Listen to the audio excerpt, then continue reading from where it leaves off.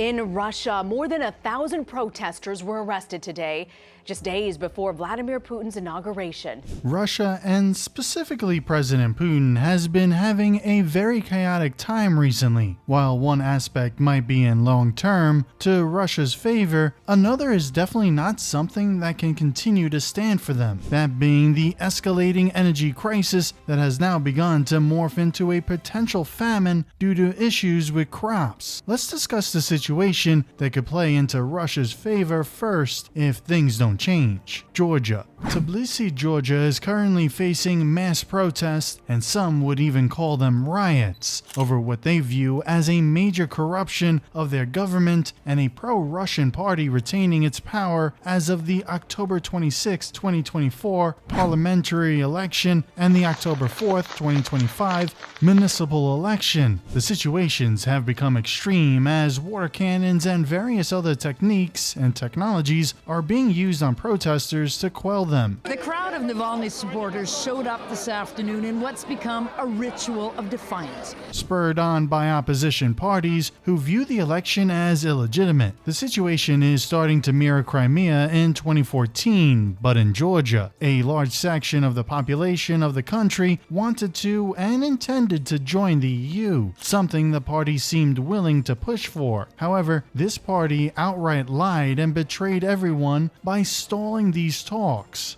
Worse, it is establishing heavily pro-Russian policies and as such is seemingly pro-Russian as a result.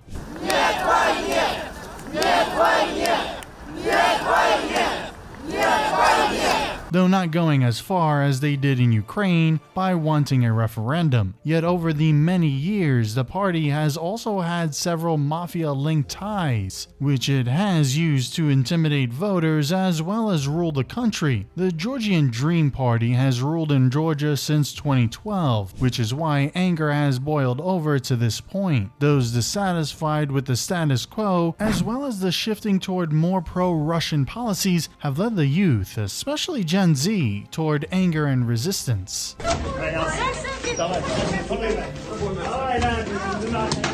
As the election occurred, scenes such as the one we just played occurred throughout the country, as alleged by several people who filmed this occur. They did this without being opposed, aside from those filming the events transpire, and as a result, this has led to widespread allegations of voter fraud. This is something the protesters are currently using as their primary point toward the fraud that was committed in the country, viewing the entire election as illegitimate. This was only furthered by politicians in prominent positions also refusing to accept the election result. Salome Zhoroblishvili is one of the main faces of the protest and opposition to the ruling party that has taken the nation. She has not recognized the election result and claimed that the country is currently the victim of a Russian special operation, similar to what has been occurring within Ukraine. Despite these claims, she was forced out of the palace by the coming to power party. However, she still remains in the country despite the risk to her life to try to lead the protests as a major face.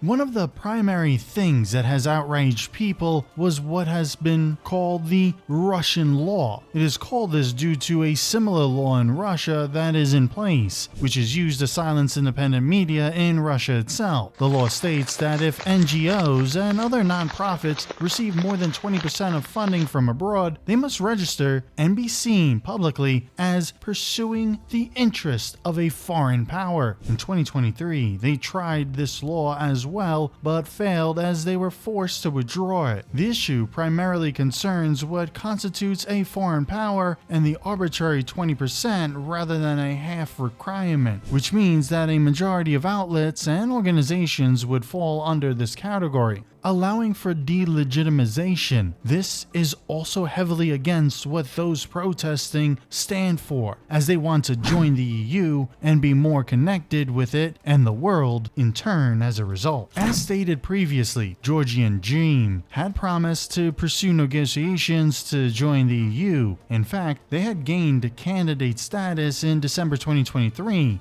However, after the EU denounced the Georgian election as neither free nor fair, it would also refuse EU budgetary grants until the end of 2028. Worse, it wouldn't pursue member status again until 2030. This all occurred toward the end of 2024, meaning that for an entire year now, the people of Georgia have been in open defiance of their ruling government on a large scale. However, as of yet, many feel that the protests are not working despite their anger and resistance. Not only is the ruling Georgian Dream Party in large part copying Russia's laws, but it's also copying Russian President Putin's tactics lately, allowing the party to do more than disagree with their opposition, but to label it entirely as foreign interference. They are also vowing to crack down immensely on those who are protesting their government and intend to be merciless about it, tactics similar in use by Russia. They have also pursued anti-same-sex laws since 2024, similar to Russia as well. Salome Zhirabashvili, on the day of the elections, accused the government of committing a false flag to try to delegitimize the protesters and their wishes, likely trying to preempt a crackdown that would later come down the line. What is really escalating things, however, is a recent move prior to the storming of the palace, in which Prime Minister Irakli Kobarashvili intends to ban the majority of opposition parties in the country. On September 27th, he filed a lawsuit in an effort to make this a reality, and it is currently in the works. Should this come to pass, a large swath of political parties will cease to exist overnight, and will also likely be barred from running anti-candidates who try to use the party for anything. This has left many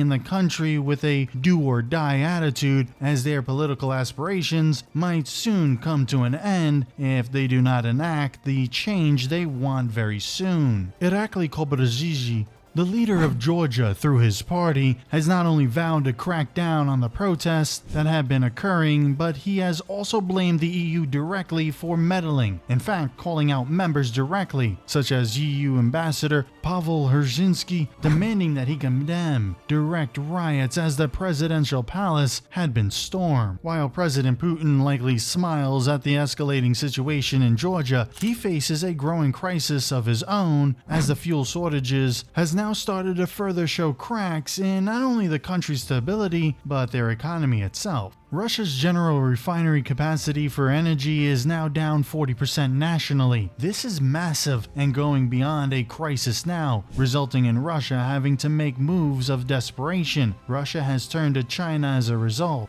having to buy back and import oil that is either previously sold to China or China itself had produced. Throughout history, Russia was known as the oil country. In fact, as discussed previously, oil exports were the primary thing keeping the nation alive. However, with that country now being forced to resort to emergency imports from China and possibly even other countries in the future, the global scale of power might be about to change. As the situation directly in Crimea worsens, citizens are reporting that they are being deprioritized while the Russian military is gaining priority status. Citizens report issues of their cars stalling, as they are likely given worse oil, and their allowance of gas is also limited under emergency declaration in the area. Worse, due to the crisis, gas is being siphoned off from parked cars in the chaos, leaving many vehicles stranded. A complete collapse is expected sooner than later at this point. Ukraine's threat of a complete blackout of Moscow is looking more and more likely each day, and Crimea might be seen as the sacrifice to avoid this coming reality. Should that occur, reactions could spark, as chaos is already starting to grip the region, and sentiment against the military is turning to that of anger at civilization deprioritization. Due to a drought in September, Russia is also facing a potential famine that is going to skyrocket. Not only the cost of food, but combined with the energy crisis, could spell a massive disaster. Worse, without energy, crops will have to be saved by hand rather than potentially with the use of machines across the country, meaning that this situation could spiral out of control, similar to situations that occurred globally during the COVID lockdowns, when economies were forced to grind to a halt. So while Putin might have something to smile about in Georgia, should things go his way, when it comes to the homeland, they are in dire straits. We'll continue to keep you updated on this situation that develops.